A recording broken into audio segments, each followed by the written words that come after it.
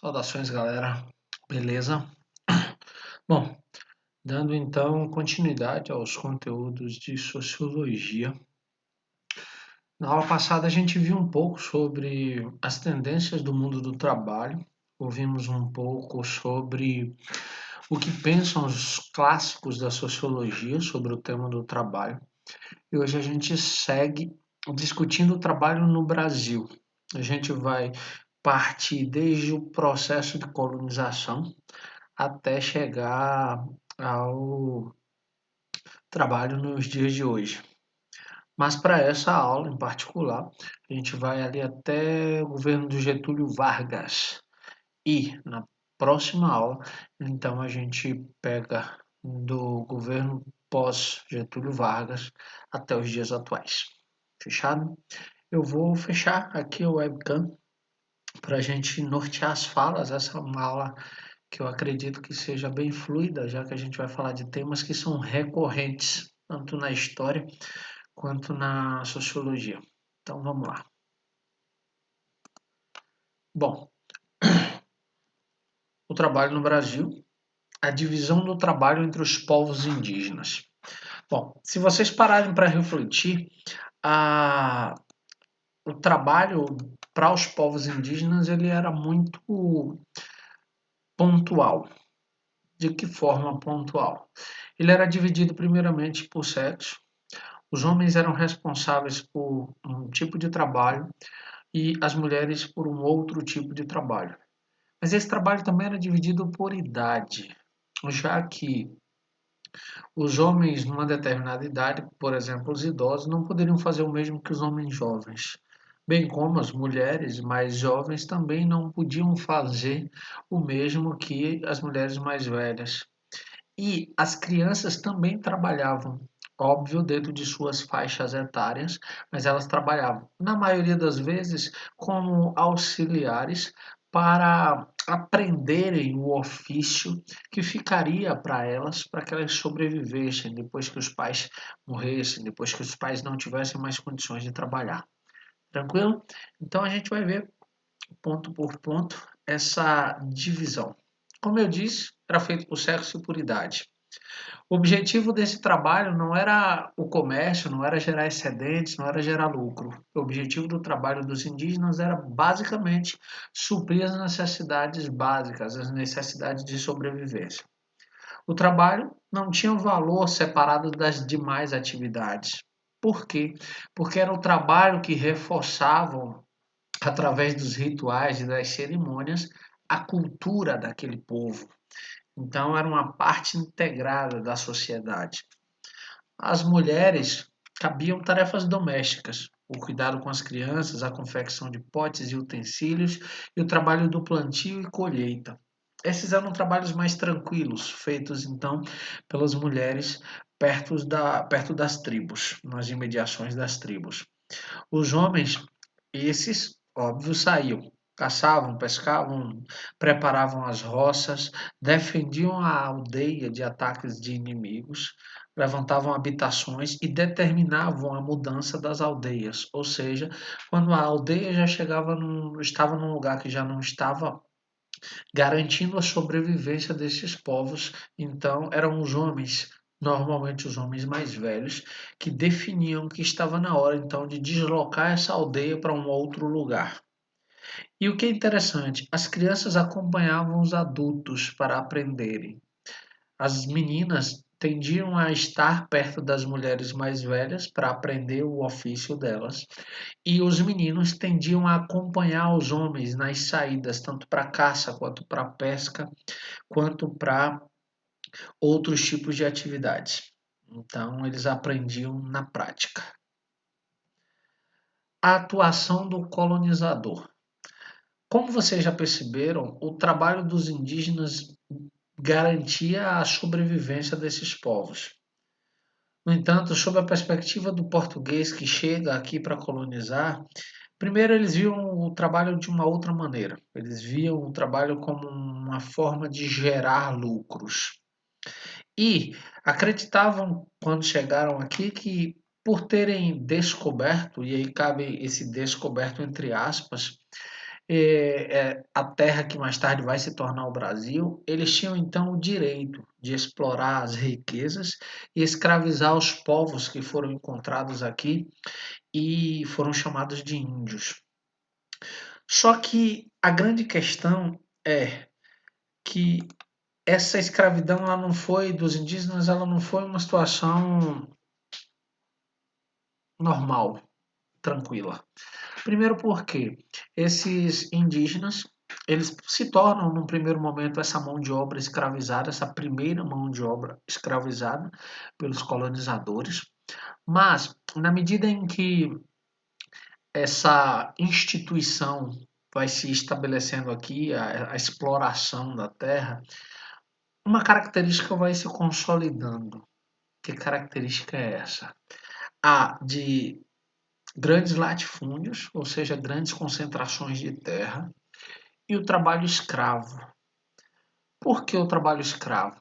Porque quando as grandes navegações partem da Europa, dos objetivos presentes ali para esses povos era, sem sombra de dúvida, a conquista de novas almas para o catolicismo, já que o protestantismo, a reforma protestante havia recém acontecido na Europa, o catolicismo estava perdendo uma quantidade significativa de almas para essa nova vertente de religião, que era o protestantismo. Então, as colônias descobertas por, pelos europeus se tornavam então um manancial riquíssimo de almas a serem catequizadas.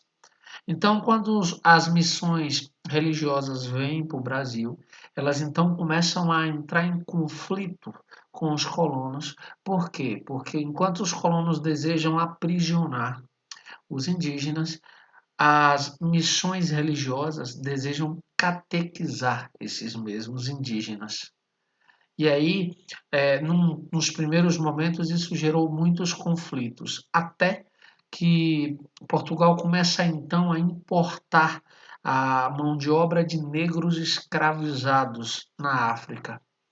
E a Igreja Católica ainda dá um empurrãozinho ideológico ao dizer que esses negros não tinham alma. E, sendo a alma o que nos torna, naquele contexto, humanos, qualquer barbaridade, qualquer atrocidade cometida contra os negros escravizados não era considerado um absurdo, porque eles eram animais. Segundo a ideologia católica, eles não tinham alma, e se não tinham alma, não eram humanos. Então, eram animais. Então a gente tem aí a estrutura colonial brasileira, amparada então no grande latifúndio e no trabalho escravo. Tranquilo até aqui? Então vamos adiante.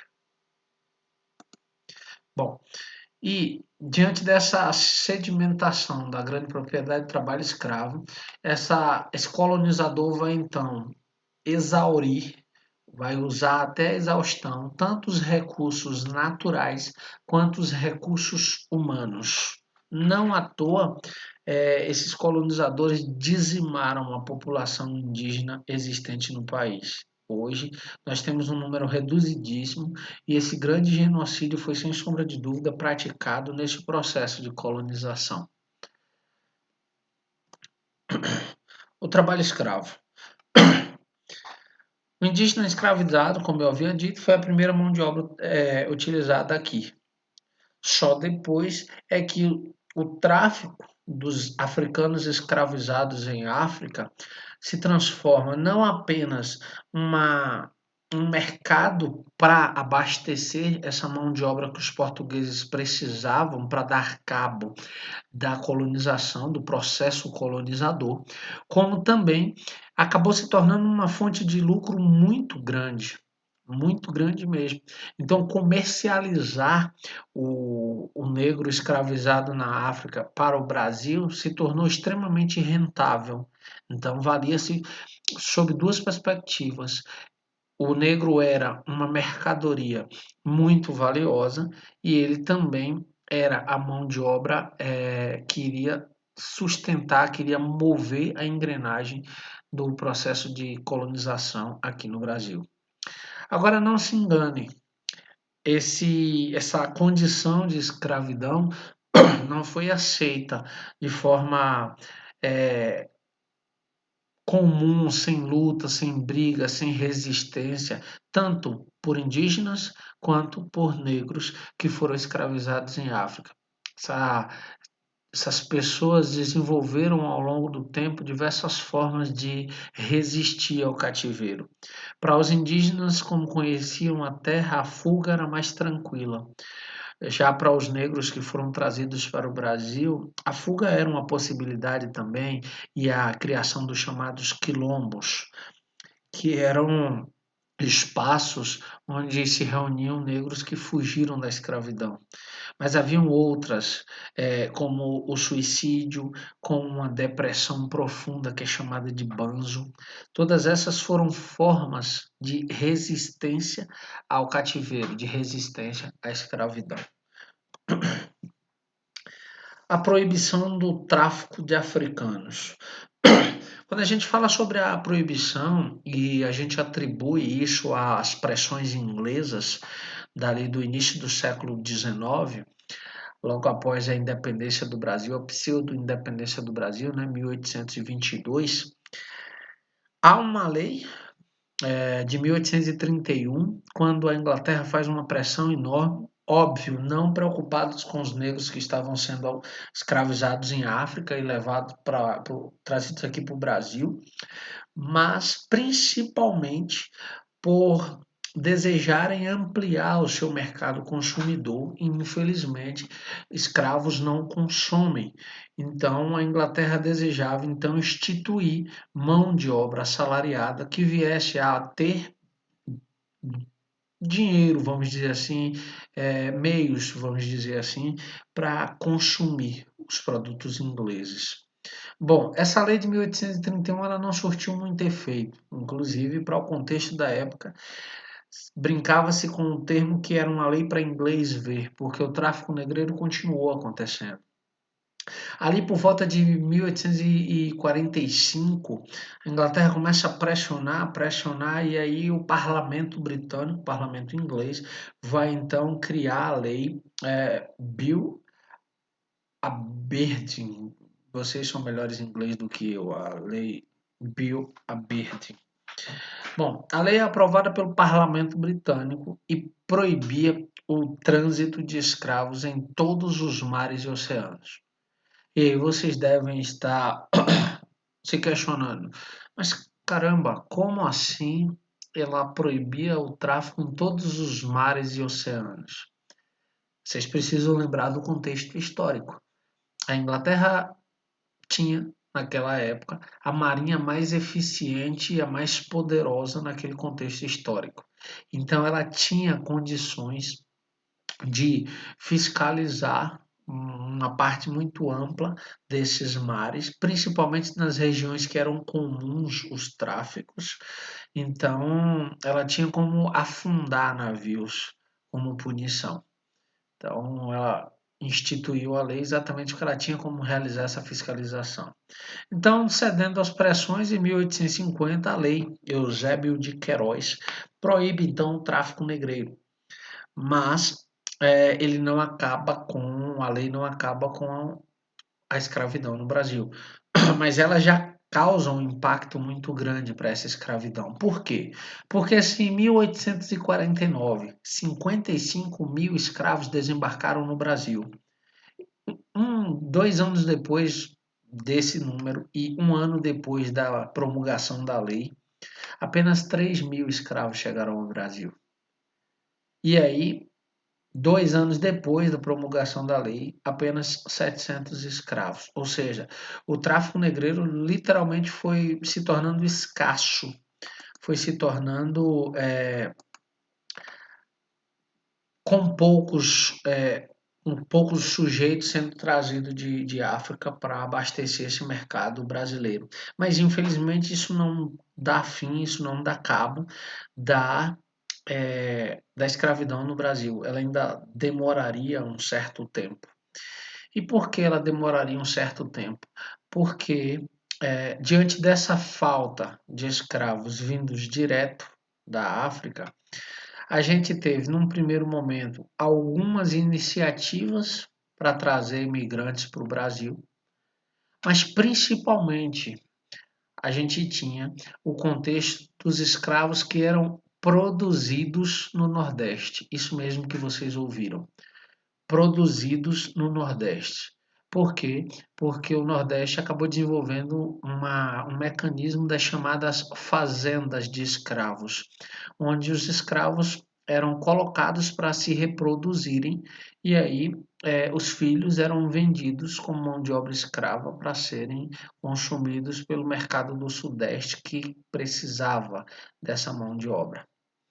À medida que a gente vai avançando no tempo, então vão surgindo outras formas de tentar compensar essa ausência de mão de obra escrava.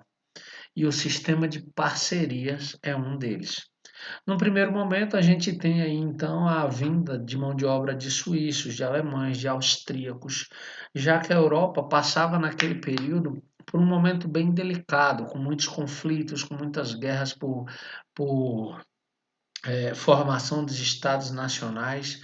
Lembrando que a Alemanha é um estado que só vai se tornar um estado nacional no final do século XIX, ali por volta de 1871, que a, a Itália também só vai se transformar num estado nacional na segunda metade do século XIX. Então tem ali um contexto de conflitos que estão acontecendo. Então as pessoas tendem a fugir desses conflitos. E esse sistema de parcerias, então, parece como uma possibilidade interessante. Essas pessoas acabam imigrando aqui para o Brasil para trabalharem principalmente nas fazendas de café. O grande problema é que os proprietários das fazendas de café estavam acostumados com a mão de obra escrava e, estando acostumados com a mão de obra escrava, tendiam a tratar esses imigrantes como se fossem mão de obras escravas. E não eram, eram mão de obras assalariadas. E os próprios imigrantes não aceitavam esse tipo de situação. Mas, como eles vinham para o Brasil com a passagem paga pelo fazendeiro, e eles tinham um determinado valor a honrar, devolver para o fazendeiro, eles precisavam então trabalhar com juros que beiravam 6% anuais para pagar. E essas dívidas acabavam se tornando cada vez maiores e essas pessoas não conseguiam pagar. A ponto, por exemplo, de seus países de origem terem que intervir para evitar que essas pessoas viessem a se tornar escravos por dívidas. A gente tem um exemplo clássico, que é o de 1847, onde o senador Nicolau Campos Vergueiro trouxe imigrantes para sua fazenda de café no interior de São Paulo, e ele vai instituir exatamente esse sistema de parcerias. E as pessoas que vieram para trabalhar na fazenda dele já estavam praticamente em condições de escravidão, até que seus países de origem, principalmente nesse contexto específico do Vergueiro, a Bélgica, interviu e acabou com essa relação de trabalho. Mais tarde, a gente tem aí o sistema de assalariamento do trabalho no campo. Lembrando que antes a gente tinha exclusivamente a mão de obra escrava prestando trabalho no campo. Mas aí, como a gente está falando de um contexto histórico que está em transformação, então começam a surgir então as formas de remuneração para quem realizava o trabalho. E essas formas elas poderiam ser, por exemplo, o pagamento mensal, que é bastante comum hoje para a nossa lógica de trabalho, mas havia também o pagamento anual, ou seja, você trabalhava o ano inteiro recebendo apenas comida e moradia, e aí no final do ano eram descontados o valor que você gastou com comida e moradia, o que sobrava era o seu dinheiro, o dinheiro que você tinha direito a receber. E esse dinheiro normalmente eram valores muito baixos, porque esses fazendeiros tendiam a vender tanto a alimentação quanto a moradia por valores muito acima do normal. Mas olha os dados para vocês terem ideia do quanto o processo imigratório para o Brasil ele foi impactante. Entre 1875 e 1885, desembarcaram, segundo registros da época, 42 mil imigrantes só em São Paulo. Ou seja, um pouco menos que a nossa população, um pouco menos que a população aqui da nossa cidade. Desembarca em São Paulo só nesse período de 10 anos. Já no ano de 1887, 32 mil imigrantes chegaram. E um ano depois, 90 mil imigrantes. O que é interessante, não pode deixar de ser mencionado aqui, é que esses imigrantes vinham amparados por uma política de integrá-los a essa terra onde estavam chegando, ou seja, ao Brasil. Eles vinham para cá com a garantia de que encontrariam um trabalho, de que encontrariam meios para viver com dignidade. Não vinham à toa, de forma aleatória. Bom, dessa imigração e dessas transformações históricas que o Brasil está surgindo, ele começa então a se inserir no processo de industrialização vivido ali no Brasil no início do século XX. Então, você tem ali no início do século XX todas as transformações que o Brasil começa a se abrir para outros setores, começa a ver surgirem as primeiras indústrias, e essa mão de obra começa a compor esse novo mercado, esse novo campo de trabalho, que agora está na cidade, não mais no campo. Então, a exploração da mão de obra de escravos, porém, ainda permanecia. Ou seja, mesmo dentro desse contexto de indústria, de urbanidade, a exploração da mão de obra escrava ainda permanecia. E olha que coisa extremamente impactante. Embora livres, os negros não contavam com o apoio de uma política trabalhista, tendo de se submeter a trabalhos degradantes. É isso que o Brasil fez com a população que havia sido escravizada por mais de 300 anos. E ao término da escravidão, o país virou as costas para essa população recém-liberta. O país desenvolve uma política de imigração, apoia pessoas de outros lugares do mundo, de outros países, beneficia e viabiliza a vinda desses imigrantes para cá, dá terra para essas pessoas, paga viagem para essas pessoas virem para cá, instala no campo com fatias de terra significativas em lugares pouco povoados, dá todas as condições possíveis para o desenvolvimento dessas pessoas, mas para os brasileiros que estavam aqui, que nasceram aqui, que foram filhos e netos da escravidão, do processo da escravidão, esse mesmo Estado vira as costas. Ele não realiza nada, deixa a própria sorte, abandonados à própria sorte, esses libertos da abolição da escravidão. Com o desenvolvimento industrial, então, a estrutura da sociedade brasileira se diversificou, trazendo para o cenário de São Paulo, Rio de Janeiro, Salvador, Recife e Porto Alegre um novo componente da dinâmica social. Quem era esse novo componente? A classe operária. A gente está falando aqui das principais capitais do país naquele contexto. Lembrando que a capital do Brasil na época era o Rio de Janeiro. E aí começa a surgir exatamente esse novo elemento, esse novo componente da dinâmica urbana, que é a classe operária, que são os trabalhadores das fábricas, os trabalhadores da indústria. E aí esses trabalhadores, muitos, mas muitos mesmos imigrantes, eles vêm, mas eles não vêm de forma solta, abandonada. Ele já tem um entendimento de um conflito que já acontecia de exploração na Europa, mas também vem de um conflito que já resistia a essas explorações na Europa. Então, é desse conhecimento prévio que esses operários começam a se organizar. No primeiro momento, organizando as associações de classes, depois organizando movimentos a partir dessas associações de classes. As primeiras associações de classes eram chamadas de ligas operárias. E aí eles vão usar técnicas que já haviam utilizado lá na Europa para tentar conseguir melhores condições de trabalho. Lembrando que a Europa vive nesse contexto a efervescência do pensamento socialista, do pensamento anarquista e aqui não tem esse hífen, foi o erro de digitação, me perdoe.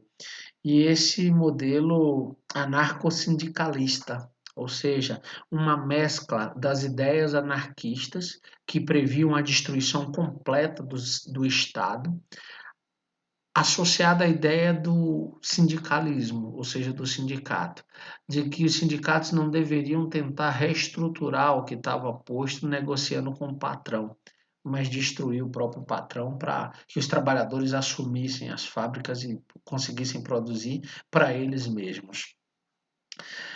1917, não se esqueçam, ano extremamente importante para esses pensamentos, principalmente o pensamento socialista, porque é o ano em que ocorre a Revolução Russa. E aqui no Brasil há uma onda de greves, que a gente chama de uma greve geral, que paralisou a maior metrópole do Brasil, ou seja, paralisou São Paulo. É uma greve sem precedentes e nunca mais repetida praticamente na história do Brasil, porque a gente tem outros movimentos, tem 1918 no Rio de Janeiro, 1919 também novamente, né, em São Paulo, mas essa de 1917 teve um impacto muito grande, por uma onda de greves que parou a cidade. O controle dos sindicatos. Olha que coisa interessante. Logo depois da quebra da Bolsa de Valores de Nova York, em 1929, a gente tem aqui no Brasil, no ano de 1930, uma revolução. Mas põe essa revolução entre aspas. Uma revolução que vai conduzir ao poder, então, o líder político que mais vai implementar direitos trabalhistas, ou seja, que mais vai criar direitos para os trabalhadores. A grande questão é que, se a gente olhar com um pouco mais de criticidade, a gente vai perceber que muitos desses direitos foram criados como mecanismos para melhor tratar essa classe trabalhadora, para melhor administrar as crises oriundas dessas classes trabalhadoras. Bom, primeira situação, ele cria, logo depois de assumir, né, como presidente, Getúlio Vargas cria o Ministério do Trabalho, Indústria e Comércio, visando garantir uma maior valorização do trabalho dos brasileiros. Ele cria a Lei dos 2/3, ou a Lei da Nacionalização do Trabalho. Lei essa que obrigava que os donos de fábricas ocupassem seu plantel, ou seja, ocupassem seu número de vagas na empresa com pelo menos 2/3 de brasileiros natos, ou seja, de pessoas nascidas no Brasil. Em 1931, ele decreta a lei de sindicalização. Aqui ele começa a criar meios de controlar essas organizações trabalhistas. Com essa lei de sindicalização, os estatutos dos sindicatos, ou seja, a forma como os sindicatos vão se relacionar com os patrões e com os empregados, na tentativa de mediar melhores condições de trabalho.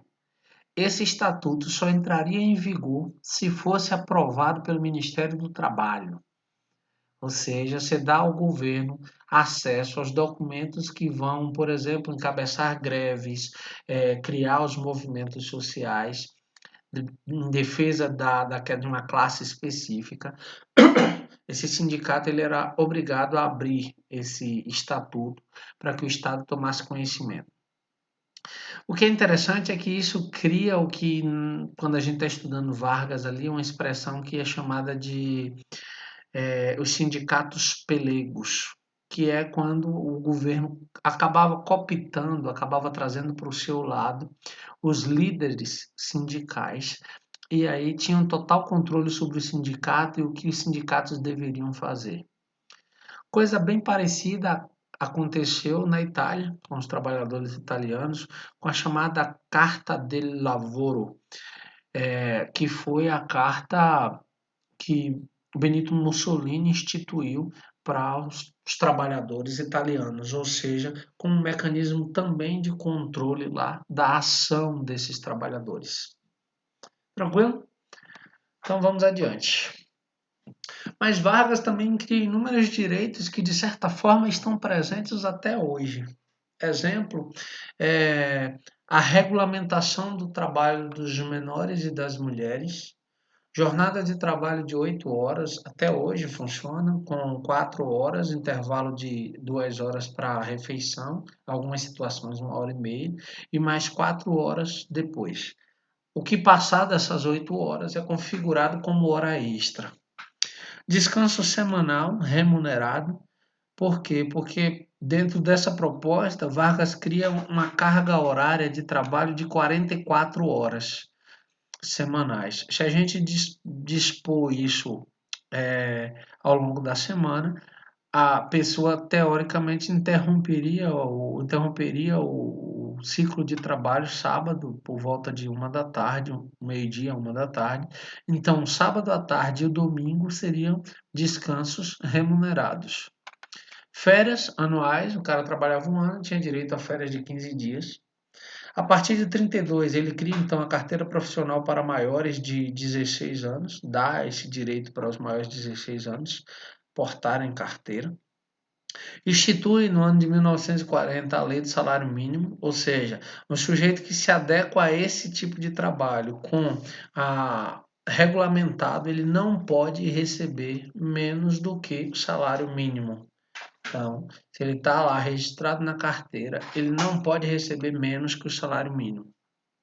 A grande questão é que os historiadores que observam para todos esses benefícios que o Vargas foi criando ao longo do seu governo, mencionam um controle do Estado muito grande, o que eles vão chamar de uma cidadania regulada.